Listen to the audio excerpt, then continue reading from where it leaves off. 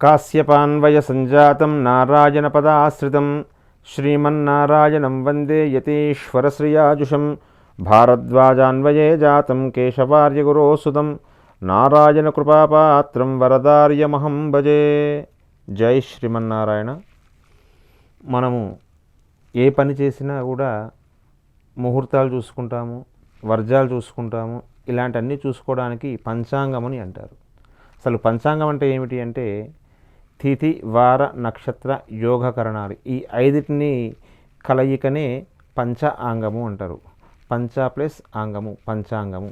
దీంట్లో దుర్ముహూర్తాలకి, శుభముహూర్తాలకి అన్నీ కూడా చూసుకుంటారు. దీంట్లో రెండు రకాలుగా ఉంటాయి. ఒకటి చాంద్రమాన ప్రకారంగా, ఒకటి సౌరమాన ప్రకారంగా ఉంటుంది. ఈ సౌరమానం అంతా కూడా తమిళ వాళ్ళు తమిళియన్స్ చేసుకుంటారు. ఈ చాంద్రమాన సంవత్సరంలో ఇది మనము చాంద్రమానది ఈ తెలుగులో మనం చేసుకుంటాము. మనం చూసుకునేది చాంద్రమాన ప్రకారంగా పంచాంగం చూసుకుంటాము. ఈ చాంద్రమాన ప్రకారంగా ఇవాల్టి తిథి, వార, నక్షత్ర, యోగకరణాలు కూడా మనం తెలుసుకోవడానికి చేద్దాం. క్రోధీనామ సంవత్సరము, వైశాఖ మాసము, ఉత్తరాయణము, వసంత ఋతువు. సూర్యోదయము ఈరోజు 5:51 సూర్యాస్తమయము సాయంకాలం 6:40 వరకు. దిన ఆనందాది యోగము, వర్ధమాన యోగము. ఫలితము ఉద్యోగము, దైవదర్శనము, తీర్థయాత్రలకు మంచిది. జూన్ 2వ తేదీ 2024 ఆదివారము.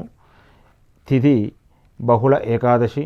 తెల్లవారుజామున ఉదయం 5:04 నుండి తెల్లవారి జూన్ 3వ తారీఖు సోమవారం రాత్రి 2:41 వరకు.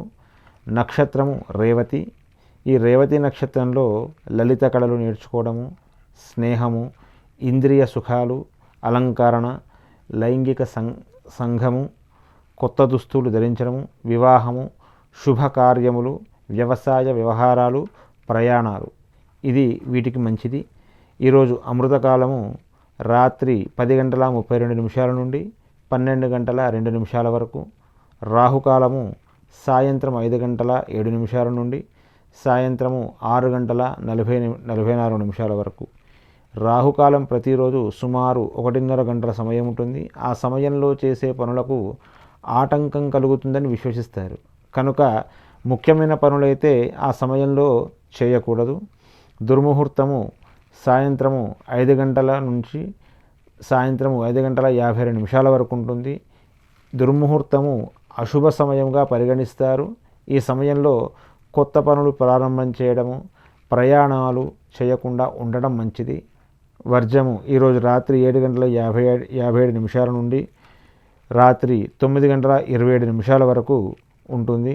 వర్జం అంటే విడువ తగినది. ఈ సమయంలో శుభకార్యాలు, ప్రయాణాలు చేయకూడదని శాస్త్రం చెబుతుంది. కనుక ఈ వర్జంలో మీరు ఎటువంటి పనులు చేసుకోకుండా వర్జం అయిపోయిన తర్వాత మీ వరను చేసుకోవాల్సిందిగా కోరుతూ జై శ్రీమన్నారాయణ.